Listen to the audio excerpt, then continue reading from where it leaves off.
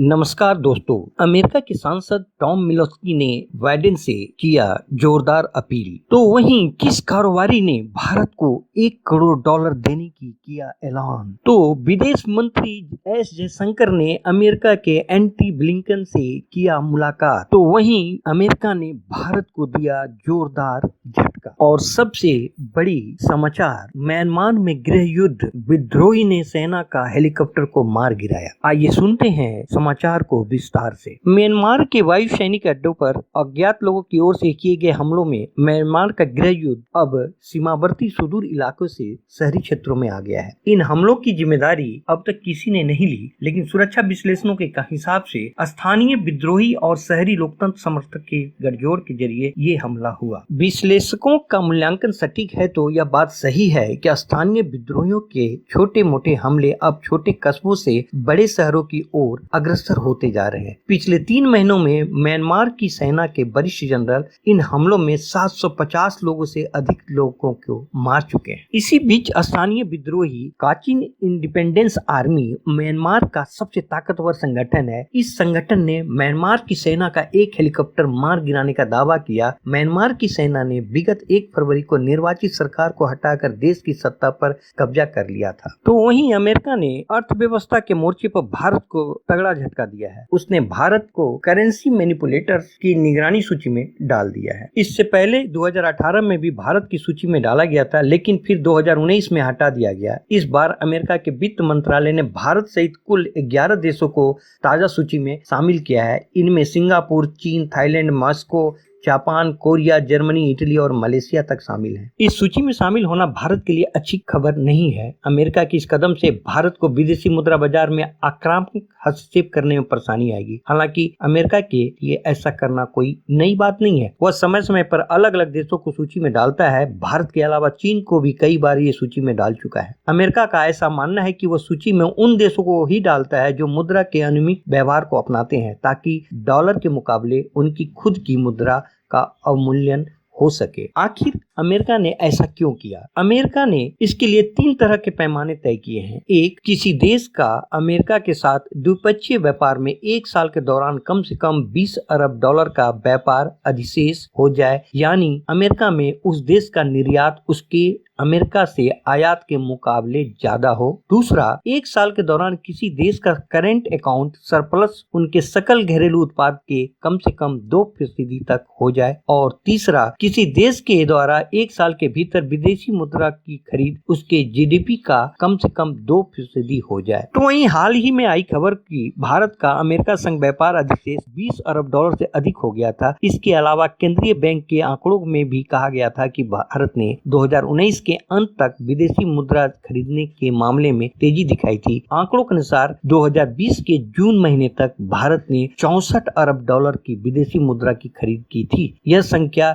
GDP का 2.4% है। तो वहीं भारत के रिजर्व बैंक के गवर्नर शक्तिकांत दास ने पिछले साल कहा था कि अमेरिका को किसी देश को मैनिपुलेटर का तगमा देने की जगह उसके मुद्रा भंडार की जरूरत के बारे में बेहतर समझ रखनी चाहिए। उन्होंने यहां तक संकेत दिया कि अमेरिका के ऐसे कदम से भारत रिजर्व करेंसी के रूप में डॉलर को अपनाने से दूर हो सकता है। जानकारों का मानना है कि अब रिजर्व बैंक को डॉलर की खरीद से वास्तव में बचना चाहिए, क्योंकि $500 अरब का मुद्रा भंडार ही हमारी 1 साल की आयात जरूरतों के लिए काफी है। देश के केंद्रीय बैंक का पूरी तरह वैध परिचालन है। केंद्रीय बैंकों का मुख्य काम ही मुद्रा को स्थिरता प्रदान करना है। इसी वजह से केंद्रीय बैंक विदेशी मुद्रा खरीदता और बेचता है। तो वहीं भारत ने अमेरिका के वित्त विभाग द्वारा मुद्रा व्यवहार में छेड़छाड़ करने वालों की निगरानी सूची में डालने के आधार को खारिज कर दिया है। तो वहीं आज विदेश मंत्री एस जयशंकर ने G7 विदेश मंत्रियों की बैठक के मौके पर अमेरिकी विदेश मंत्री एंटी ब्लिंकन से मुलाकात की। इस दौरान अमेरिका के एंटी ब्लिंकन ने कहा कि हमारी व्यापक वैश्विक रणनीतिक साझेदारी को आगे बढ़ाने और कोरोना वायरस का मुकाबला करने के संयुक्त प्रयासों पर आज भारतीय विदेश मंत्री जयशंकर के साथ मुलाकात की। साथ ही उन्होंने यह कहा कि भारत एक करीबी दोस्त और मेरा करीबी साझेदार है और वह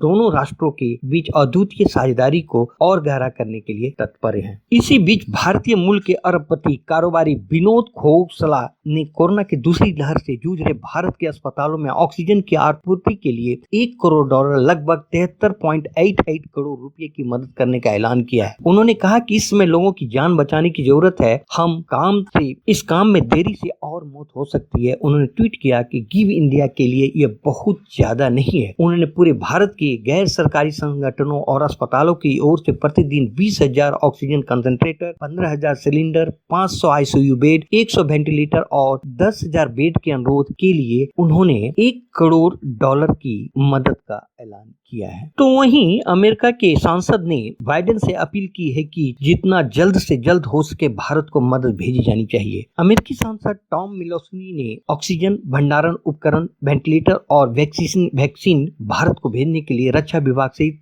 अमेरिका के हर संभव संसाधनों को सक्रिय करने के लिए सरकार से अपील की है। सांसद ने कहा कि अमेरिका में उपलब्ध एस्ट्राजेनेका के ऐसे टीके भारत सहित सभी देशों को भेजे जाने चाहिए जिसका इस्तेमाल यूएस नहीं कर रहा है। मैंने सरकार से अपील की है कि इस संबंध में जल्द से जल्द फैसला लिया जाए। बता दें, भारत कोरोना वायरस संक्रमण की दूसरी लहर से जूझ रहा है और यहाँ बीते कुछ दिनों से रोजाना 3 लाख से ज्यादा नए मामले सामने आ रहे हैं। अस्पतालों में चिकित्सीय ऑक्सीजन के साथ साथ बिस्तरों की भी काफी कमी है। तो वहीं WHO विश्व स्वास्थ्य संगठन ने कहा कि वैश्विक गठबंधन कोवैक्स को भारत में वैक्सीन की बढ़ती मांग के कारण बाधित हुई आपूर्ति को पूरा करने के लिए तत्काल बड़ी संख्या में टीकों की जरूरत है। WHO द्वारा जारी विज्ञप्ति में कहा गया है कि भारत में टीके की बढ़ती मांग के कारण टीके की आपूर्ति में आए अवरोध को दूर करने के लिए कोवैक्स को तत्काल 2 करोड़ खुराक की जरूरत है ताकि दुनिया भर की सामान आपूर्ति सुनिश्चित की जा सके। गौरतलब है कि भारत एस्ट्राजेनेका टीका का सबसे बड़ा आपूर्ति करता है। कोरोना की इस जंग में दुनिया भर से